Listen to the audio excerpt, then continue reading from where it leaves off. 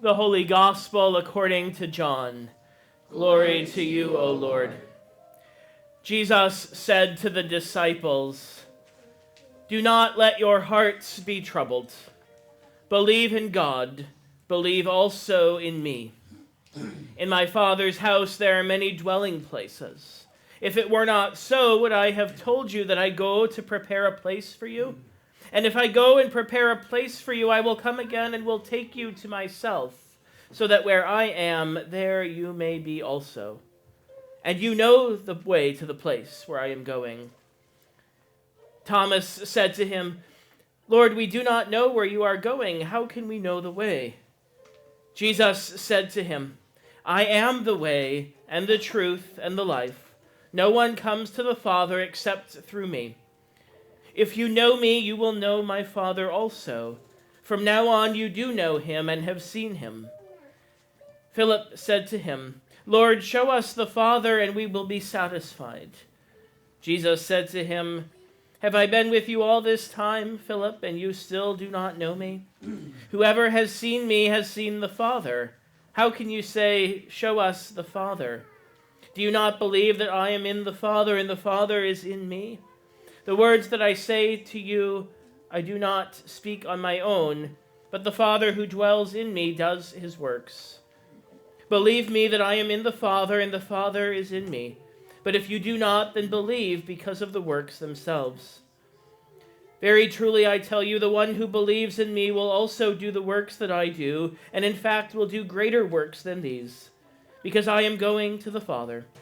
I will do whatever you ask in my name, so that the Father may be glorified in the Son. If in my name you ask me for anything, I will do it." The Gospel of the Lord. Praise to you, O Christ.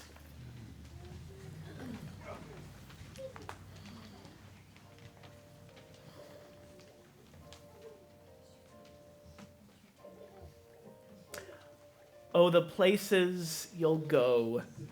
You'll be on your way up. You'll be seeing great sights. You'll join the high flyers who soar to high heights.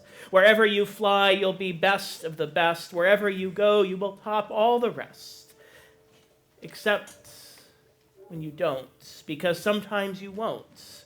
I'm sorry to say so, but sadly it's true that bang-ups and hang-ups can happen to you. First published over 35 years ago, an uncomfortable figure when I looked it up. It's easily one of the most recognizable children's books, with lessons that endure long beyond childhood. Not every place is an exciting one, filled with joy, promise, and hope. Bang-ups and hang-ups can and do happen to each of us at some point or another. And then what? There's no doubt that those places can be scary. Consider the disciples. Their hearts had every reason to be troubled. Their teacher and their friend was about to be arrested and killed. Two of their own, Judas and Peter, would soon turn on him in egregious acts of betrayal and denial. Their entire world as they knew it for the past 3 years was changing, and they didn't know what would happen or where they would wind up. It is to these troubled, anxious hearts, spoken in a place of uncertainty and fear, that Jesus offers his words of promise and reassurance. Words which I suspect sometimes we have a tendency to misconstrue, hearing them as we so often do in the place of funerals and memorial services. In my Father's house there are many rooms, mansions, dwelling places.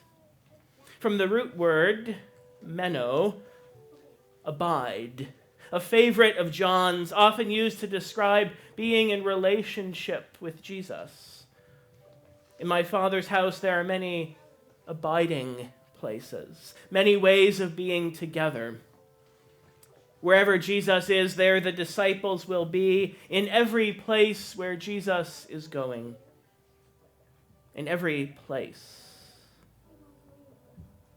After Jesus had spoken these words, these very words, and their succeeding chapters throughout the farewell discourse, he went out with his disciples across the Kidron Valley to a place where there was a garden, which he and his disciples entered. Now Judas, who betrayed him, also knew the place. When Pilate heard the crowds crying out, he brought Jesus outside and sat on the judge's bench at a place called the Stone Pavement, just before handing him over to be crucified. So they took Jesus, and carrying the cross by himself, he went out to what is called the place of the skull. There they crucified him.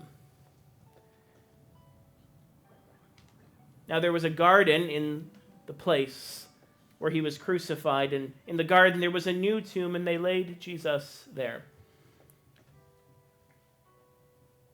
As John's gospel unfolds onward from those familiar words of promise, I go to prepare a place for you. Words spoken into the disciples' place of uncertainty and fear. Words often spoken into the place of funerals, into places of grief and sorrow. We find ourselves following to the many very real places with Jesus. The place of betrayal, the place of judgment, the place of death. Jesus goes on ahead of his disciples, ahead of us, to the places where we all will be at one point or another. Oh, the places you'll go. All alone, Dr. Seuss declares, as it so often feels, whether you like it or not, alone will be something you'll be quite a lot. Oh, the places you'll go. Never alone, Jesus promises in those moments, in those places. Which is to say, in all such places, Jesus has been there too. Which is to say, there is no place we can go where Jesus has not already been.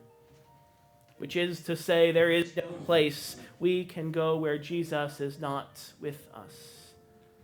Where I am, there you may be also.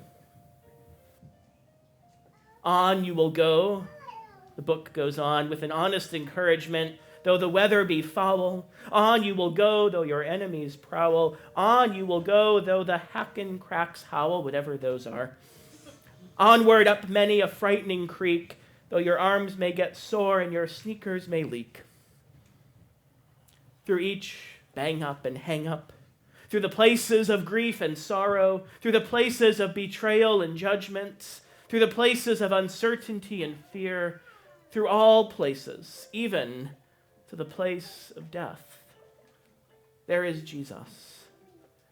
Indeed, there is no place you can go where Jesus has not already been or is. No thing and no one that can separate you from the abiding presence and love of Jesus, whatever places you go.